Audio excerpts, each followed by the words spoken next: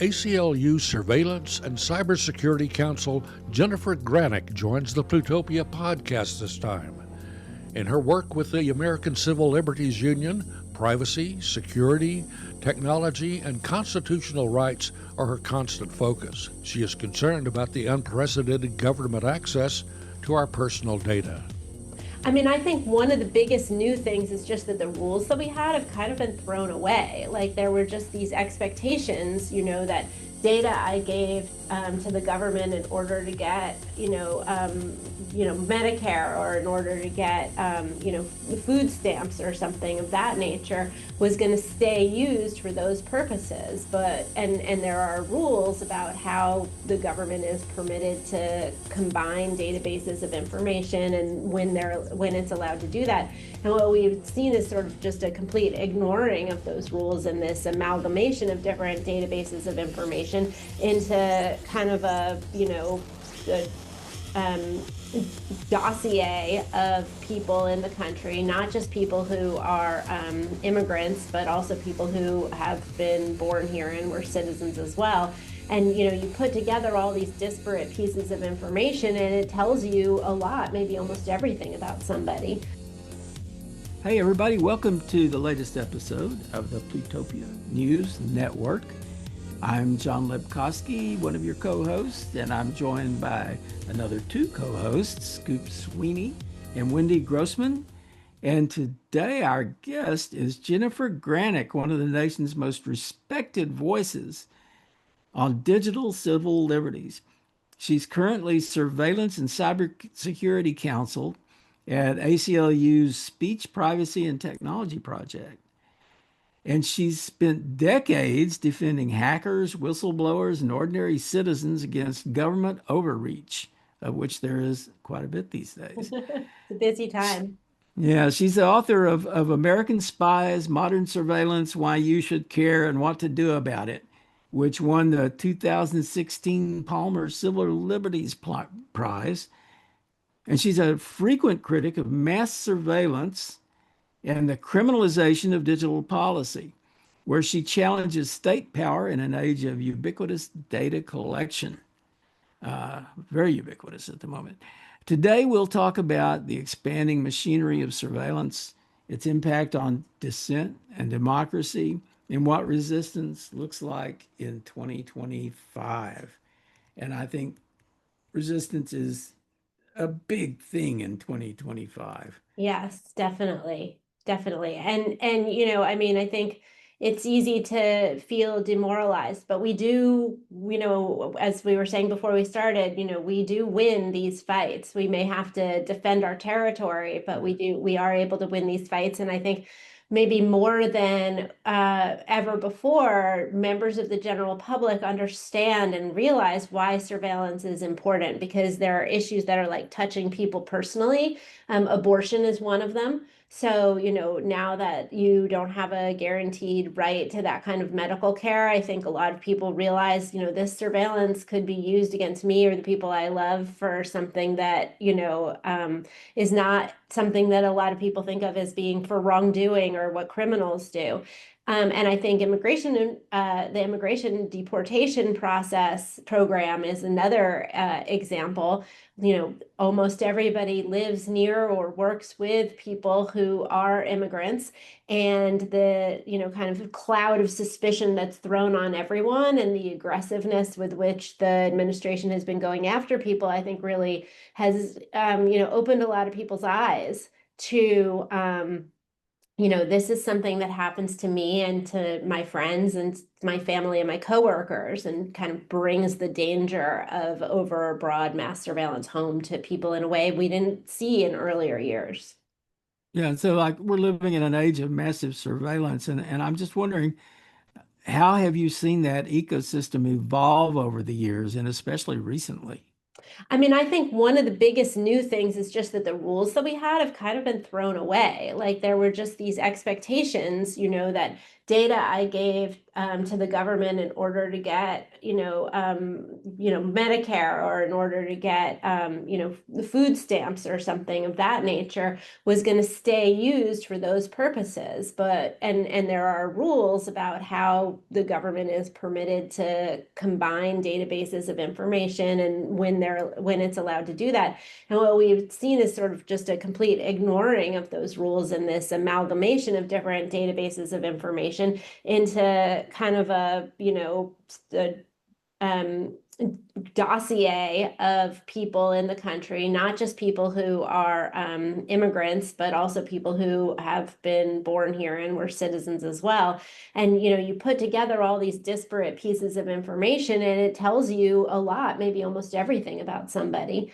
And everybody, everybody knows someone, everybody has done something wrong, and if you have all the information there is about us and you want to go after us for some kind of political reason or something like that, we're an enemy of the administration, the more information you have, the easier it is to do that kind of thing. So I always thought that like database amalgamation was like a little bit, people are gonna be mad, but a little bit dull as an issue, but it is a huge issue right now. And the meager rules that were in place are not working.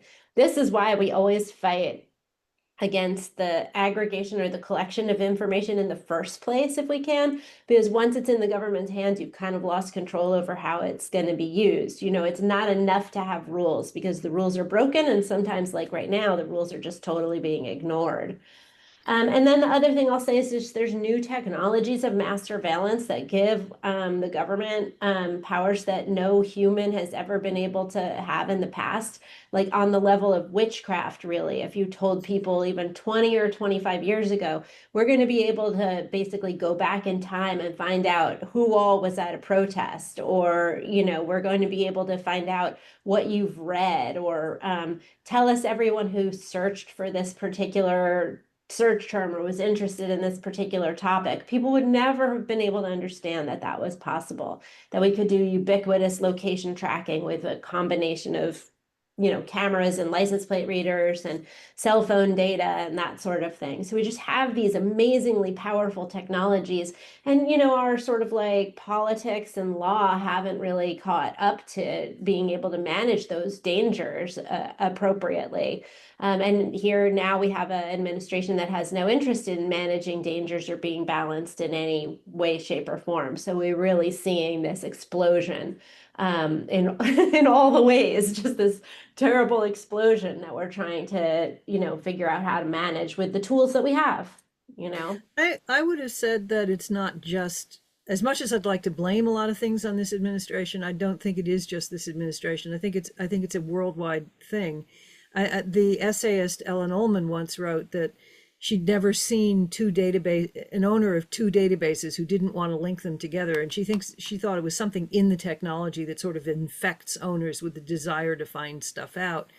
And in the UK, we've had a really good example of what you're talking about just in the last couple of weeks. The Guardian has been reporting on an effort by His Majesty's Customs and HMRC, Revenue and Customs. They want, in the name of cutting benefit fraud, it appears that what they've been doing is consulting passenger records, and not just people who've actually traveled, but people who've booked travel and then not traveled. And they haven't followed it up. So they've simply accused them of benefit fraud and stopped their child benefit on the basis that they had emigrated, when what had happened was they booked a flight and then not flown it. They had flown to Norway or someplace and come back on the Eurostar. Yeah. And it's 23,000 people had their benefits yanked for that. Yeah. I mean, I think I'm glad you said that, Wendy, because I think it's, this is it's not a US problem, it's a global problem, and it's not a partisan problem. We've been battling, law enforcement agencies and federal administrations, back as long as I've been in this business, for hyper surveillance and for abuse of the information and for lack of due process and that sort of thing as well. So it's definitely not a partisan issue or something that's like focused particularly on the Trump administration or that sort of thing. And I think your example, of here's what happens, they have information and they just recklessly act on it, and then people, people suffer, vulnerable people suffer. And it's just something people don't really realize about one of the risks or problems with having a mass of data is the irresponsible use and jumping to conclusions about what it all means. Well, the presence of smartphones throughout the population these days is concerning, because most people that I know have a lot of information stored on the phone. And it appears that law enforcement has a sudden need to obtain that information, whether by grabbing the phone or using something like the Stingray, which pretends to be a cell site. Have you looked into this sort of data grab? Yeah, I mean, we have a huge part of our docket that's really about privacy for the cell phones. So first, the issue of like, when can they search your phone at the border? So we've pushed for the theory that they have to get a search warrant before they can search your phone at the border. They can't just search everybody's phone for no reason. And, the Supreme Court has decided a case about search incident to arrest. When you get arrested, they can't just search your phone without a warrant. They have to go get one. But then what are the warrants really protective? So we have a whole set of work that's about, just because you have a phone and you're suspected of a crime doesn't mean that they can search your phone for evidence of that crime, because otherwise you'd have a phone search in every single case. And then also, if they do have a good reason to search your phone, can they search through everything that's on your phone or only for things that are likely to be about that particular crime? So is it a free-for-all, or, isn't it a free-for-all? We were counsel in one of the most important Fourth Amendment cases of my lifetime, which was the Carpenter case, that basically said that law enforcement needs a warrant to use cell site data with the phone company to track your location over time in the past. And now we're fighting that same issue with regards to other types of location data that are held by companies like Google, both in terms of where was Jennifer at this particular time, as well as going back in the past and saying, tell me everybody who was near the ACLU office at this time in the past, everybody who you can find out. So this kind of like reverse search, which has different legal issues, even though it's like just as invasive, maybe even more invasive, because of the way that it affects bystanders, not just the suspect. And then, of course, you mentioned stingrays and fake cell towers, which are used to identify people, track them at protests and that sort of thing. Or just the government keeps its use of these techniques and technologies extremely secret. So we depend upon defense attorneys, journalists to bring these cases to us when they can, but we have a huge amount of our work is based on trying to protect data that's on the cell phone. The thing I would say for listeners is that 50% or so of cell phone searches happen pursuant to consent. So, when you think about law enforcement, like rummaging through all the stuff that you have on the phone, it's because people have consented, or feel pressure to say, okay, the police are like, well, it could take hours for me to take a look at this, and get a warrant and everything. Or, you can just say yes and, let me look at it now, and then you can go really quickly. And that's a big issue. We've litigated cases there where somebody was like, you can look just for this limited purpose. And then police downloaded everything on the phone and searched it for all kinds of other stuff as well. So, know your rights. You don't have to consent. And, be very careful about any forms you sign or anything like that too, because these are just a whole nother area of kind of an avenue through which the immense amount of private data that you have on this device can be, repurposed and misused.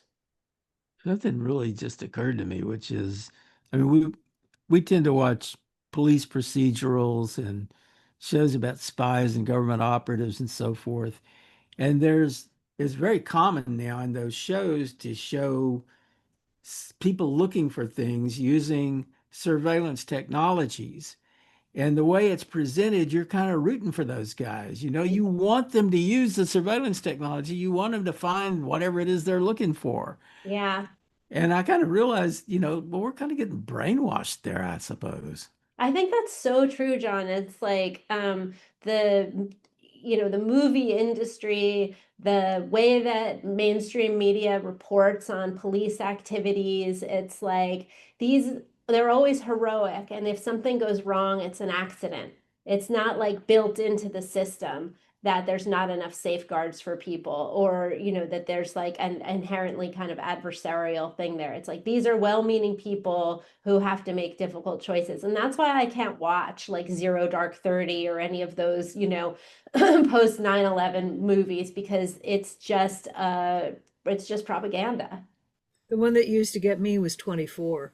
I mean, it actually lost me in the first episode when was it Kiefer Sutherland barked at an underling, "Get me all the internet passwords associated with this phone number." And you sort of go, well, first of all, that's ridiculous. It's not possible to do that. You can't, And second of all, that would be a really bad thing if you could do it. Yeah, I mean, you get too much information, and too much information is as much of a like handicap as anything else. People can't process it. I'm gonna give like a shout out to Marvel, the Avengers movie. In that movie, there's this scene where the weapon has been stolen and they're looking for it.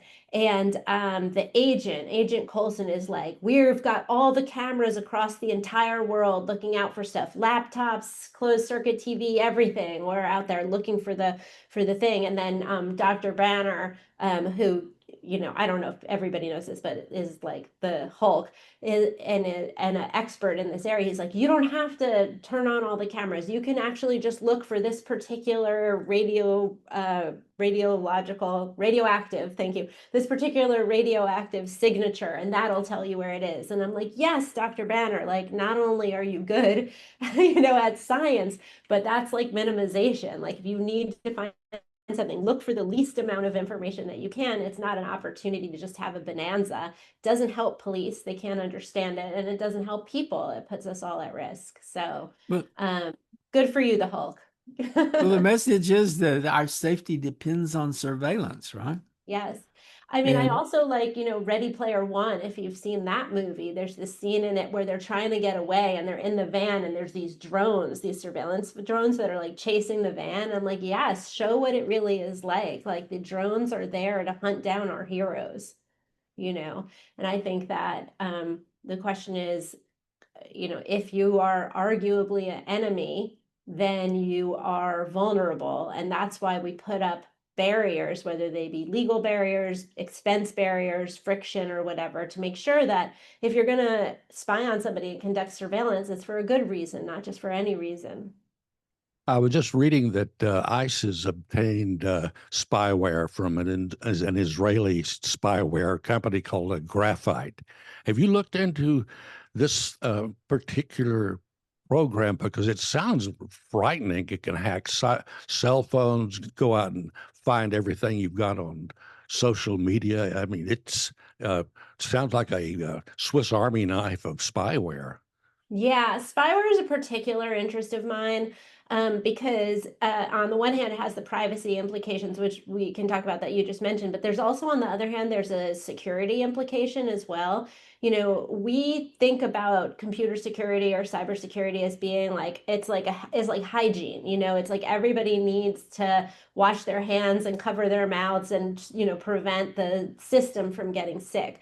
But when you have security vulnerabilities in like a basic infrastructure like people's cell phones, and you have the government, which instead of wanting to make people healthy and fix these vulnerabilities, is like invested in making sure that everything stays broken so that they can do this surveillance, like, that's a serious problem. That's a problem that affects everybody, not just people who are, the subject of government investigations, but hackers, and identity thieves, other totalitarian governments, like a serious problem. So spyware has always been something that for me, I've been like very interested in the politics there.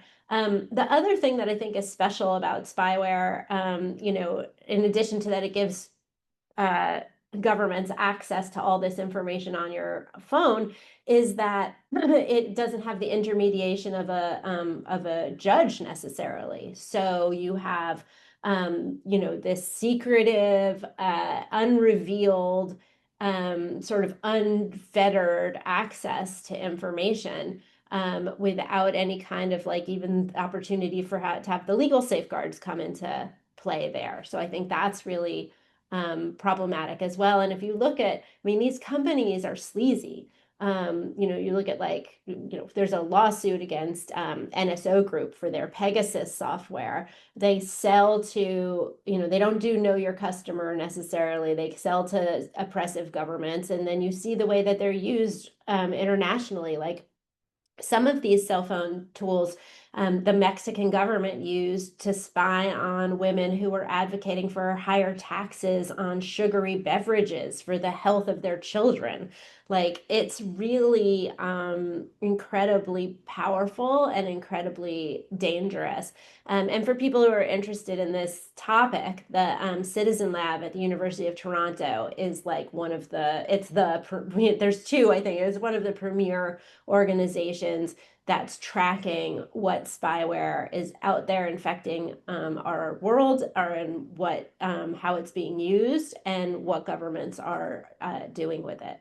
So it's been a big step backwards because the Biden administration put in some rules about doing business with NSO Group. I don't know if the current administration is following those rules or not, but these companies just morph themselves into other, other types of corporate formations, and people move around and get hired by other things. And these are Israeli companies that have close ties with the Israeli government. So even if you're an American governmental agency, what's the allegiance there? So it's just, we know that Israel's used these spyware, the provision of spyware tools in service of its foreign policy. So it's just a very complicated area with that's just fraught with danger.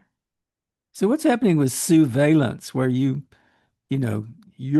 watching who's watching you, Yeah. the other side of surveillance? I mean, we had thought that there was like a pretty well-established rule. And, for a lawyer to say a rule is well-established, it's like almost nothing's really well-established, but a pretty well-established rule that you can watch and record what police officers do on the public streets. But the current administration is really challenging that orthodoxy.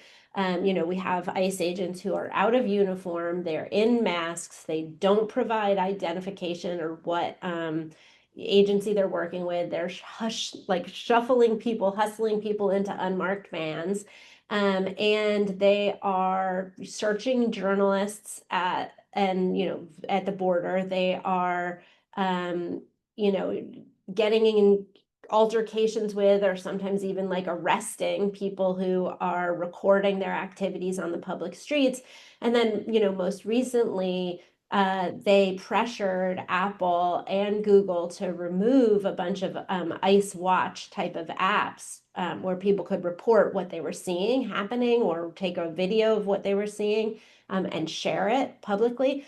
They pressured the app stores to take those apps down, to basically inhibit people from communicating information about what we're seeing, just like right there in front of our eyes on the public streets. So this idea of who's going to watch the watchers, that has always been like a core part of democracy, protected by the First Amendment. And they're really going after that and using this propaganda that somehow us knowing what ICE agents are doing is obstructing justice or is interfering with something legitimate, when really it's just the people seeing what the government is doing in our name. You've conflated a little bit what goes on at the borders with what goes on the streets of the country, because the U.S. has never really regarded foreigners as deserving of rights as citizens, which one of the things I had to learn when I moved overseas was that other countries didn't see it that way, that they thought human rights are human rights, not, citizens' rights. So, I have a number of friends who are unwilling to take the risk of traveling to the US because they're aware that they've said things on social media that would not look good to a border, that a border guard might take exception to. Yeah. And, this is the border, I think, is a much bigger problem for foreigners than it is for people born in the US. Yeah, I mean, once you're here, the Fourth Amendment applies to you. The First Amendment applies to you, even if you're, not a citizen. But the border, like the Fourth, is like a Fourth Amendment free zone in many ways, even for American citizens. And the thing that people don't really understand about the border is it's not just the little line on the map. It's like the border stretches for I forget what the number. 100 miles from the border. Anywhere 100 miles from the border is considered part of the border. So, I mean, that actually covers, I think, is it 90% or something like that of the US population lives within Yeah, because 100 you're miles just of the taking border. international airports too and all of that. So it's just like a huge amount of the country can be ruled under this, free-for-all border exception to the Fourth Amendment. So it makes,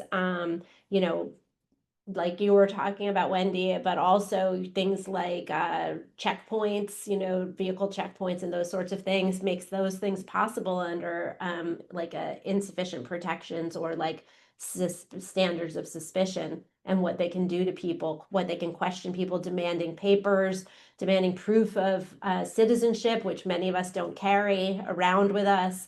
And then just arresting people and putting them in jail, and people sometimes stay in jail for weeks or months before they have access to lawyers, and the incarceration conditions are really inhumane in a lot of these situations. So it's to scare people. It's really to scare people. And Wendy, like you were saying, people are scared, and that's to our detriment that people don't come here to work or to speak or to share knowledge or to vacation or to see their families. It's to the detriment of society. Yeah, the fear that is generated by ICE is become widespread. And one of the things that concerns me most about ICE's activities is their use of data brokers to get all sorts of data that shouldn't really be in their in their interest, but they're just grabbing data from all these data brokers. Is there any attempts being made to regulate these data brokers? They seem to have access to everything. I know, it's incredible, isn't it? It's like they just buy this data and add it all together, and some of it is from apps that you have on your phone that you're not paying for, and it's like a flashlight app, but the way it's making money is by collecting your location data and shuffling it off downstream to a data broker somewhere. And many of these companies, their primary consumer is law enforcement, is the government. So Senator Ron Wyden from Oregon has a bipartisan bill called the Fourth Amendment is Not for Sale Act. It doesn't regulate the data brokers specifically, but it would stop the government from purchasing from or otherwise obtaining from data brokers information that they would otherwise need to go get a warrant to obtain under the Fourth Amendment. Because what they're doing is they're using these data brokers as like a loophole to the Fourth Amendment. And that means that we're not having any kind of constitutional protection there. So that's a really important bill. A lot of lawmakers have endorsed it. And, when it comes up, it's something that's really important to call your legislator about and be like, yes, I strongly support this, because otherwise what we have is just like this pollution of our information that's being gathered by for-profit companies with no consideration whatsoever, sometimes not even about accuracy or all of that. And, it basically gives law enforcement this bonanza of data just from some company that wants to promise the government as much information of all kinds as it possibly can. Yeah, I should have looked this up before we came on because I can't remember exactly what he was saying, but there was a quote that I read from Peter Thiel recently, where he said that, the goal is to pull all the data about everybody together, as much data as they possibly can, and how that was going to be a great thing for society.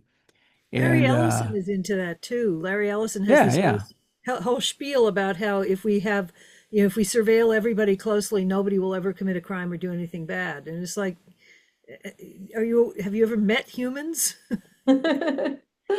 The thing I think people really fundamentally don't understand is that we all do crimes.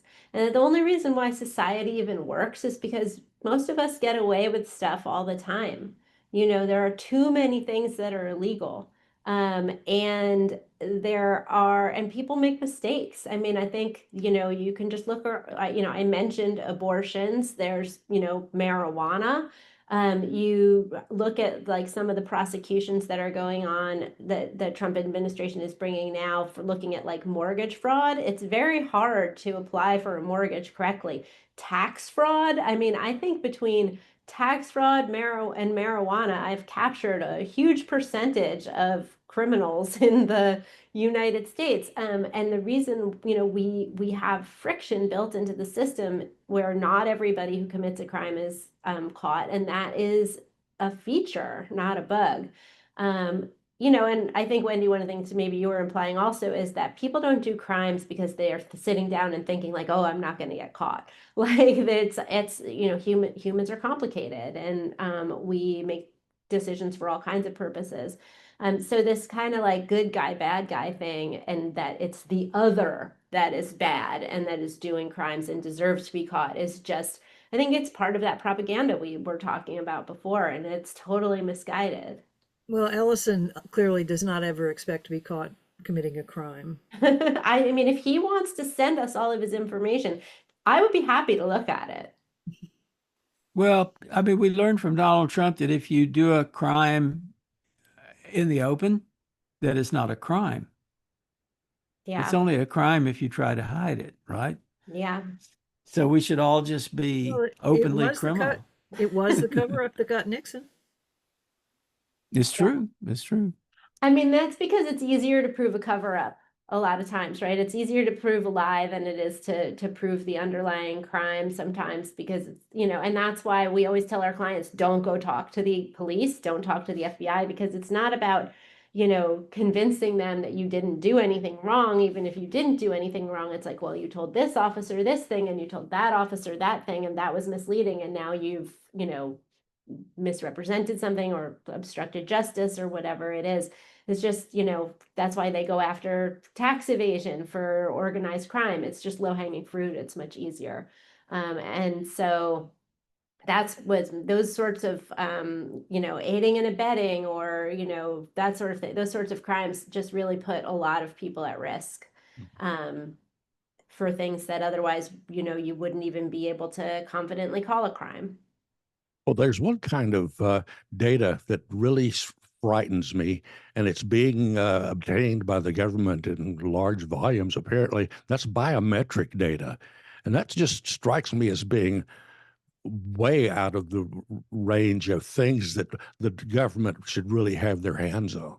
Yeah, definitely. I mean, we were just talking about this with one of my colleagues earlier today, and I'm curious what you think about this. There are ICE is doing face printing, and they're saying, we can do this because we can look at your face. Why can't we do a print of your face? And so it's what, thinking about what are the potential legal challenges to that type of data collection. You think about your fingerprint, your fingers are out there. But to actually take your finger and make a print, the Fourth Amendment applies to that. It's considered a seizure. But is that because they have to take your hand and push it on the paper? And that's an interference with your bodily autonomy? Or is it because the fingerprint itself is private in some way, even though anybody can look and see it?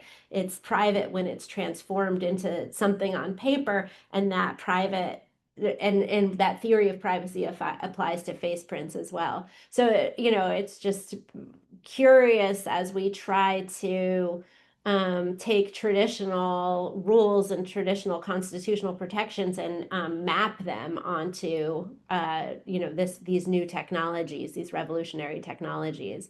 But I mean, the thing is also just for security, like you can't change your fingerprint and you can't change your face really, so they're not very secure identification points for things like unlocking your phone or that sort of thing. So Yeah, there are some security devices that require a fingerprint or a face recognition, and having someone else possess that same data that doesn't make it very secure anymore. yeah, totally agree. Yeah, I love those cop shows where they take the phone to the corpse and hold it over the corpse's head to open the phone. So ghoulish. I mean, Yeah. that's real. Like there are cases where that happens, and it's really, and actually I think like a lot of the phone companies they know that, and so like they try to make for like fingers at least, like your eyes have to be open, I think, for face recognition to work, and for fingers your finger has to be warm. Because if you've ever like had cold hands and you're trying to open your phone, if you have biometrics on it, which I hope nobody does. I didn't just admit that I do.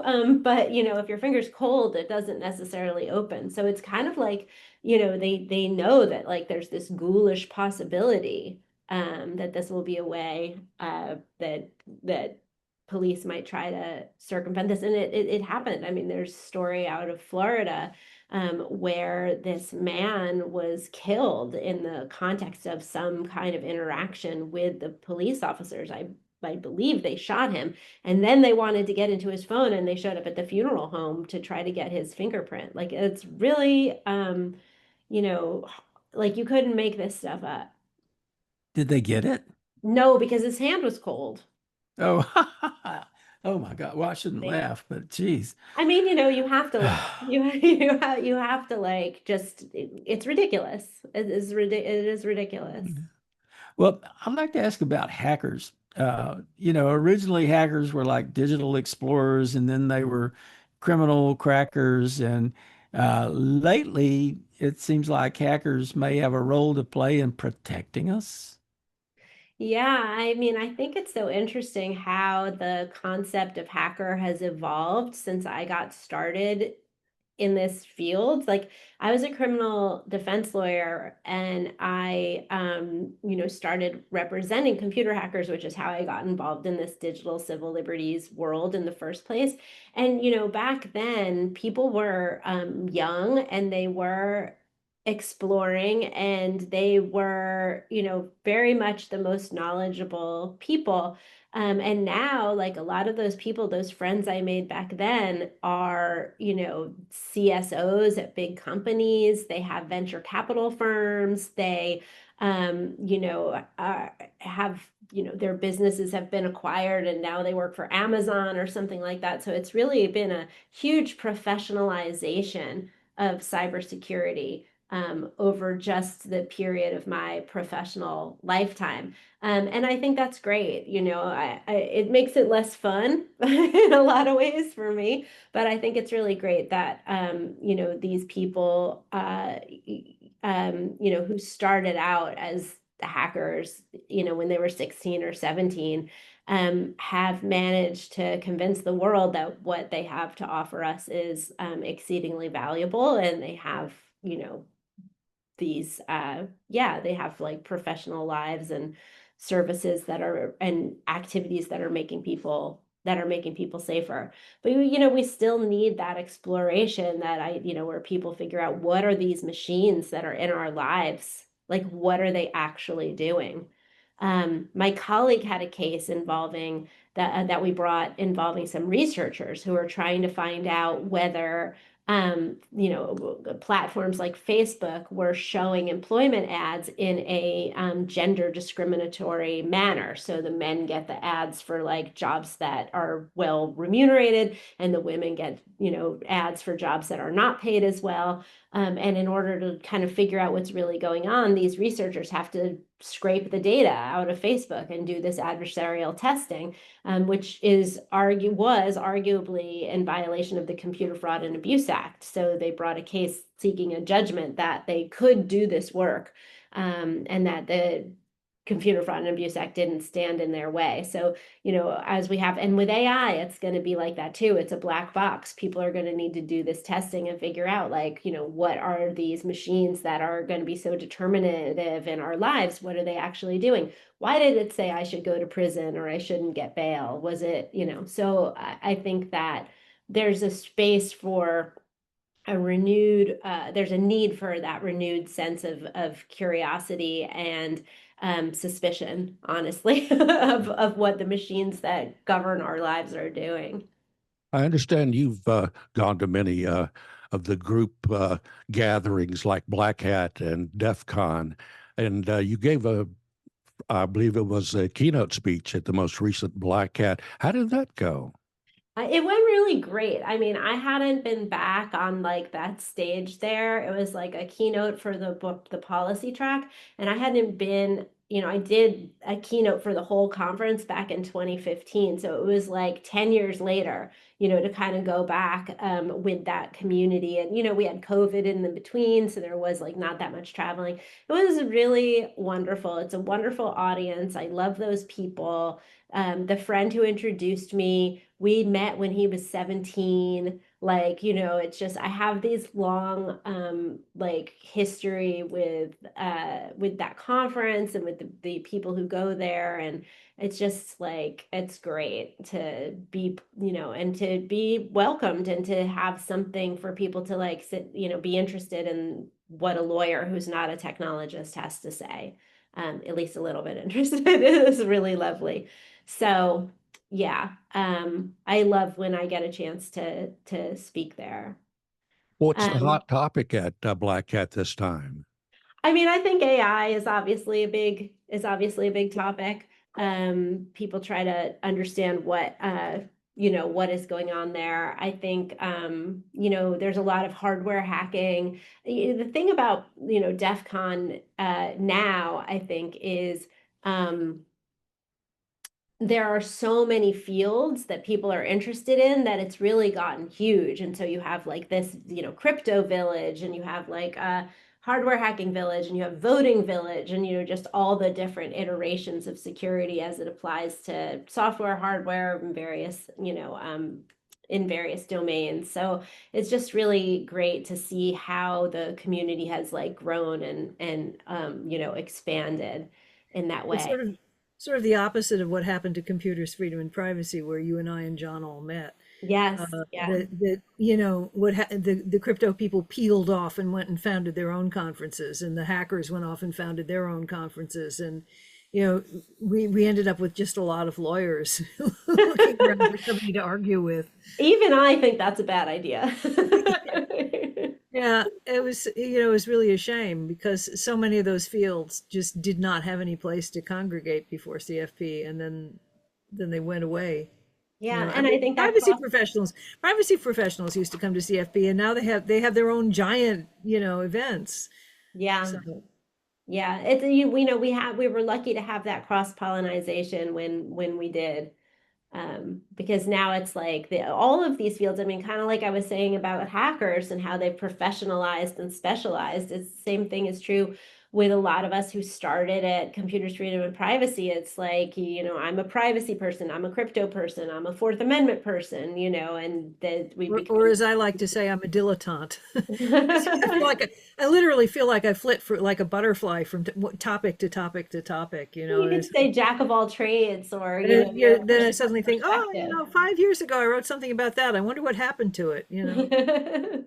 The cool thing about CFP was that you had hackers showing up and lawyers, and you had this diverse set of people, and they were all rubbing shoulders with each other. And one of my favorite memories of CFP was when I was there and I saw certain hacker individuals who I won't name were sitting there. They had the hotel room keys, and they were studying them very intently, trying to figure out how they work.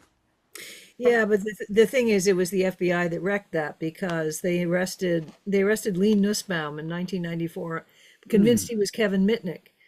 And, the next year, the hackers took serious umbrage at this. They felt that CFP ought to be a safe ground for everybody. And so they never came back. And once they stopped coming, the police stopped coming because, that was what they were interested in. So, Yeah, it's a shame.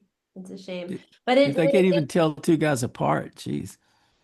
it was they a, don't even look much alike. I mean, was an introduction for me to a world that I was interested in, but I knew nothing about, and to people I was curious about, but had never met, and some of my dearest friends now, kind of like I was saying about how wonderful it is to go to Black Hat. Some of my dearest friends now are people I met from back then. So, I wouldn't be, if it hadn't been for computers and freedom and privacy, I wouldn't be here doing what I'm doing today. Yeah, it changed my life too. We showed up at, I think the first one I went to was in 93. And I think that may have been the second or third one. And I showed up with a bunch of copies of, was it three? Yeah. Showed up with a bunch of copies of Fringeware Review and was passing them out and so forth and meeting all these people. And it was just fantastic. And I found myself interviewing like Tom Jennings. Tom Jennings and I have been friends ever since then. And I interviewed him and I interviewed Phil Zimmerman, which almost got us both in trouble, I guess. I mean, it was a wild time I mean, these and it was a people were great time. pioneers. They were pioneers of a field and a way of approaching things. And, just a really, I mentioned before that we have new lawyers to come, and they ask like, how'd you get started in your career? And it's sort of hard to explain how little of the law was settled and how, like rapidly the technology was evolving, and what a vibrant time it was to get into the field, even if you have a profession that's something as stodgy and frequently boring as being a lawyer. well, my first CFP was 1994. And on the first day, I met a guy named Michael Frumkin.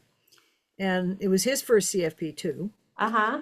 And I said, "Why are you here?" And he said, "Well, I've been spending all night on the internet. My wife said if I'm going to do that, I really should find a way to make it a professional thing, So I'm here to try to figure out if there's any work for me to do in this field."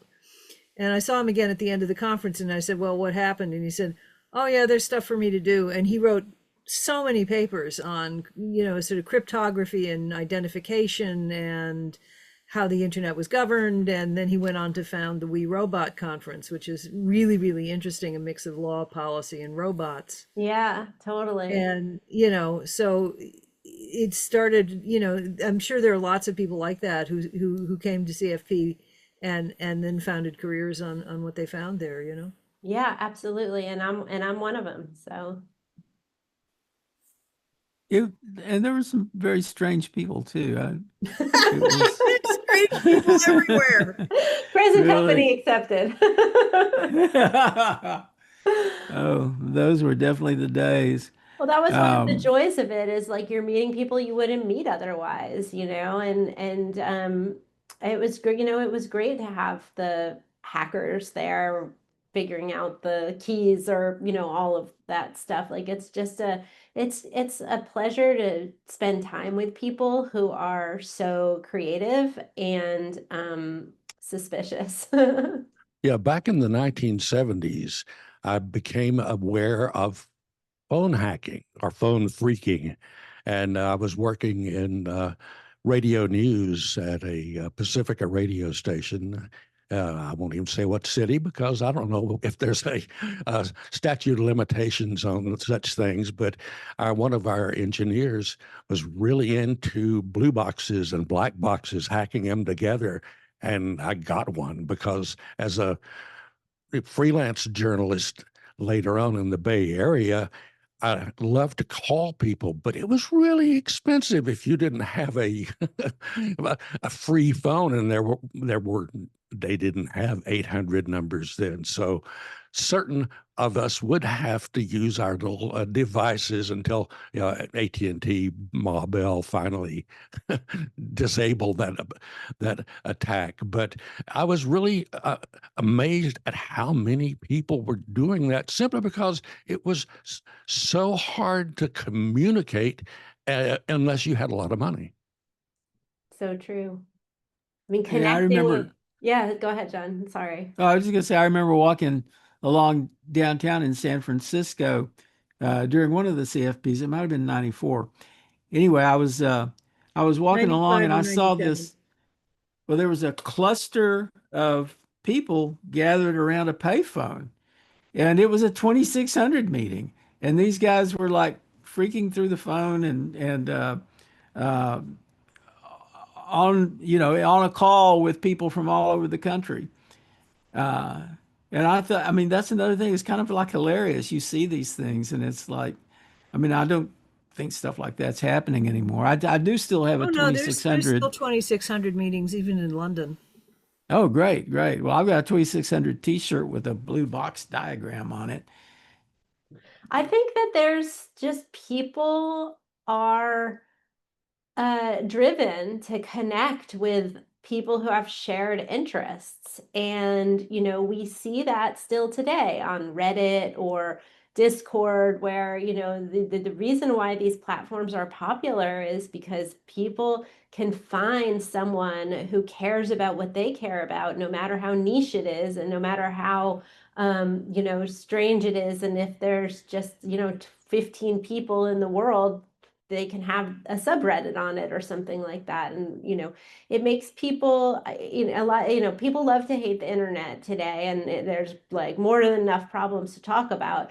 But the fundamental part of it, which is that it puts us in touch with other people who we have something that we share together, is still, for me, just as magical as it was back then, and still just as important, just as fundamental a part about, being human in this like big and sometimes alienating world. Yeah, you can find community online to this day, and I'm still a member of the Well and still active there, and I know Wendy is too. And I had dinner with it's a two well folks just yesterday. yeah, and it's a community that's been around for what, 3 decades now or more, or um, It's amazing. four decades. Yeah, 40 years. Uh, on the other hand, I started this thing called Fringeware back in the day, and we talked about how there were people on the fringes. Uh, like in every little town, there'd be somebody who was kind of different and thought differently, and they could find people who were more like them through the internet. And we saw that as a very powerful thing and a strength of the internet. But we also see now that people can come together with toxic purpose, Yeah. and that's a little frightening, and it's not something we envisioned. Yeah, I think that's right. I think that's right. And I think the thing that, I wonder about is the extent to which, we always knew that some people were toxic, but, is their power is magnified by the ability to come together, just like the power of people who want to make the world a better place is magnified by the technology. And we're sort of like grappling with both of those things being true at the same time. But that's one of the characteristics of I mean, it was said from the very earliest. There was a book in the 1980s about the behavior online and behind the screen that was, not behavior anybody would engage in real life. And what you sort of hoped there was that as people actually knew in their real lives more of the people they encountered online, they behave better. But actually what seems to have happened is that the bad behavior that was tolerated early online has spilled over into the physical world, and you now have people behaving in ways that they just wouldn't have. I mean, I don't know. It seems like that sometimes. Yeah, I agree with you. It seems like that sometimes too. On the, and then on the other hand, though, like you think about the instances where people have been cruel to each other, and those are historical, right? And there's been terrible things that people have gotten together to do to each other, well before the internet. So I don't know. I really don't know. Human nature. Human nature to some extent. But I think about this book I read by an activist who had been, he had worked with Harvey Milk, who was the first gay supervisor elected here in San Francisco, where I am. And in the intro to this book, he says, and I always get like a little, like emotional when I think about it. He says, I am a member of the last generation of people who will wonder if there's anyone else in the world out there who is also attracted to somebody of the same gender. And you think about what it was like in the 70s, 60s, 50s, where people were like, am I the only one? Is something wrong with me? Nobody has to think that anymore, and Yeah. that is because of the internet. So what should people do to protect themselves? Sometimes the simplest things, when we try not to ask, we don't want to ask people to do stuff that's too hard. Password managers, I think, are really important. Just basic, unique, hard to guess passwords. I don't think it's a great idea to use biometrics if you don't have to. I do, but I think it's, think about what you're when you're doing that. I crossed the border recently. I shut down all my devices. I think I don't think I'm a particular risk. I'd love to think I was more dangerous, but I don't think I am. But if you are a target, you need to take those precautions and really think about like, what's your threat model? Like, what are you afraid of is going to happen? Do you have to protect your work data? Are you yourself potentially of interest? Is it hackers or identity thieves or that sort of thing, and kind of tailor your responses accordingly. The Electronic Frontier Foundation has a really great resource, which is called Surveillance Self-Defense, where they kind of walk you through like, what's your threat model? What are the actions you can take? And it's very like concrete and, stuff that people can do. They're not asking people to do things that are too hard or interfere too much, because otherwise you just throw up your hands and you're just like, I can't do this. And so it's really like concrete, actionable advice. And I always refer people to that as a resource. There was Take your software, some basic remember hygiene. there was a big deal some not real recently, but some months ago, about people at the Pentagon using Signal Yeah. to communicate, and I think it gave the unfortunate impression that Signal is not secure, but Signal is really as far as I know, and I'm just wondering what you think, the most secure way to communicate online, like from cell Oh phone to yeah. cell phone. Signal's the gold standard. We represent Signal in their law enforcement when they get law enforcement requests for data, and they have extremely little data about the accounts that they have. Extremely little data. They have no access to content. They don't keep hardly any metadata at all. Like WhatsApp runs on the same kind of Signal protocol, but they keep a lot more metadata for a variety of reasons. But Signal is, like I said, it is the gold standard. If you accidentally add someone to your Signal chat who's not supposed to be there, that's not about Signal, right? Yeah, exactly. That's not about the tool. So no, Signal is extremely secure, and just a great Well, service. Signal is secure, but you are at the mercy of your correspondence. And I don't think people think enough about this, which is that, your correspondent may have set messages to disappear after 24 hours, or they may have set them to never disappear. They may keep them on a phone that they don't password protect. I mean, you really have to think about who you're corresponding with if you are someone who is really at risk. Yeah, I think that's totally right, because, Signal can provide all of the security. It can let you know this person's changed it to be the messages are retained for a week or something like that. But what it can't do is it can't stop people from taking screenshots or photos of the message. And what it can't do is, if the endpoint, the phone, gets seized, and people have their Signal messages on it, that's another avenue to obtain it. I still think I mean, it's still extremely valuable because otherwise what you have is like one-stop shopping where law enforcement can go to like Google and get all the Gmail. And that's just pretty cheap and easy. They have a portal, they send in the warrant, they get the information sent back to them. It's, it's smooth. Whereas if you don't have a centralized place to get content, at the very least, they have to go to the particular endpoint. They can't get everybody's all at the same time, but they can get it. They can get it if a member of the conversation is compromised in some or another way. A friend of mine in Portland who attended the protest said the word was going around, leave your phone at home. If you need a phone, get a burner phone and then throw it away.